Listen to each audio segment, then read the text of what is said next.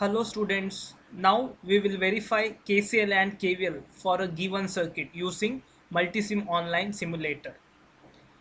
So here, this is the circuit given. So it comprises of a battery source of 15 volt and 4 resistors of 50 ohm resistance each. So I must find the current I1, I2, I3 and voltage across each resistors. So for this I can replace the circuit with certain ammeters and voltmeters as shown. So that I can find the current through each branch and voltage across the each resistors. The same circuit will be used to simulate using the online simulator. So first I need a battery source of 15 volt.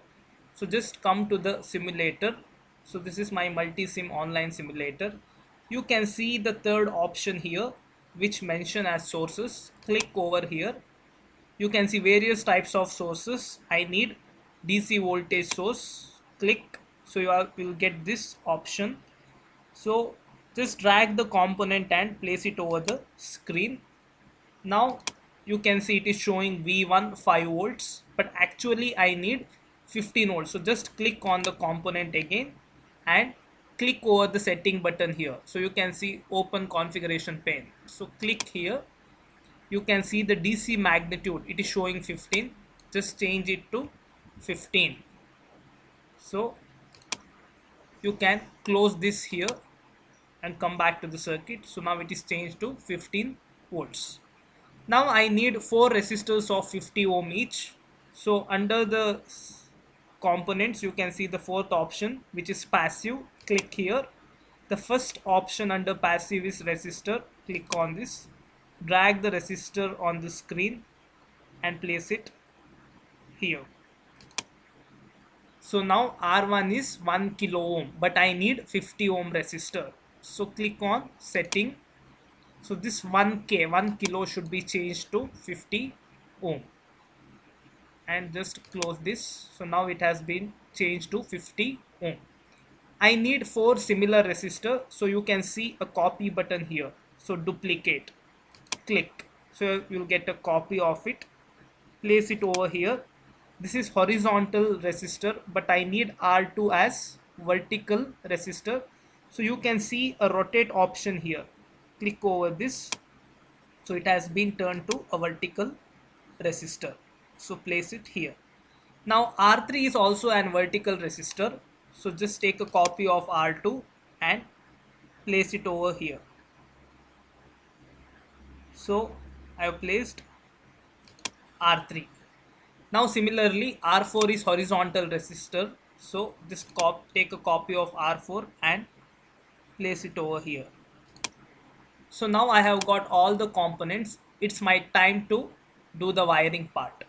So just come to this point of voltage source. Now this hand tool, when you get to this point, you can see it turns as a reel wiring. So just click on that, drag it and bring to the point of connectivity. So you can see it shows a circle. So click over there. So now the wiring is done. Again same procedure, get your hand tool here, it turns as a reel, get to this point. Now connect the third point to this resistor. So anyways I am doing the series connection.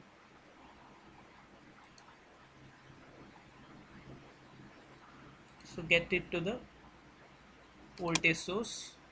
Now come to this point, connect this parallel. So I'm done with the components, that is battery source as well as resistors. Now it's time for me to place the meters. So you can see the first option here which tells analysis and annotation. Click here. Since I need ammeter, press on current. So you'll get ammeter. So ammeters are placed in series in the circuit. So just get the ammeter on the wire. It shows like this. Place it over there. I got this as I1. Now again I need I2. So press on current. Get this meter here. So it shows again the point. Press it over there. and similarly I3. This is my I3 as per the circuit.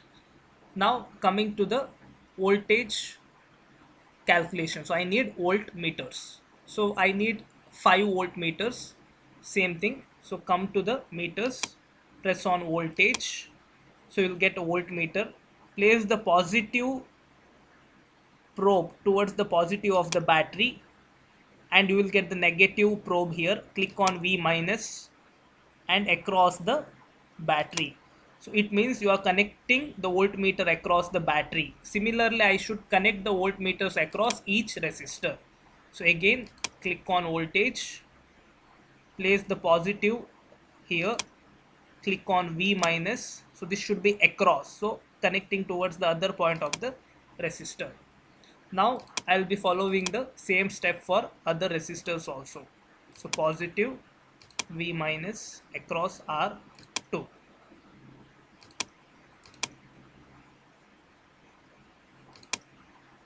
V minus across R3, and finally V4 across the R4. Now you can see a ground option here. So under the schematic connector, you can take a virtual ground and you can connect to the negative terminal of the battery here. Even if you don't connect this, there is nothing wrong. You will get the output, but you will get a error warning message. That's it. But the output will be same as with or without connecting the ground. So it is better to connect a ground. Now the circuit is ready. It's time for me to run the circuit and execute the simulation. So here you can see an option called as interactive. So you can go for an interactive simulation also, but I prefer the DC operating point because the entire circuit is just working on a DC battery source. So better you go and click on DCOP, DC operating point. And now once you get DCOP, you can see a play button here which is called as run simulation. Now you can run the simulation. So the simulator is loading and you are getting all the values over the meter. So here you can see the current I1 is 180 milliampere, I2 is 120 milliampere, and I3 60 milliampere. So we'll come to the table. Here I have already written I1 180 milli means 0.18 ampere, 120 milliampere means 0.12 amperes, and 60 milliamperes means 0.06 amperes. Now when I add I2 plus I3, I will get 0.18. So which is equal to I1. Therefore, if I2 plus I3 is equal to I1, then KCL is verified. So from this circuit, I have proved that I1 is equal to I2 plus I3, hence KCL is verified. Now coming to the voltages. So here V is 15 volts, right? So V is 15 volts. V1 voltage across R1 is 9 volts. Voltage across R2 is 6 volts. Voltage across R3 is 3 volts, and voltage across R4 is 3 volts. So if I add V3 plus V4, I will get 6. And if I add V1 plus V2, I will get 15. So if V3 plus V4 is equal to V2, so in this case it is 6, and V1 plus V2 is equal to V, it means it is 15 in this case. So both are matching, hence KVL is verified. So this is how I am going to verify KVL and KCL using an online simulator. I hope you have understood. Thank you.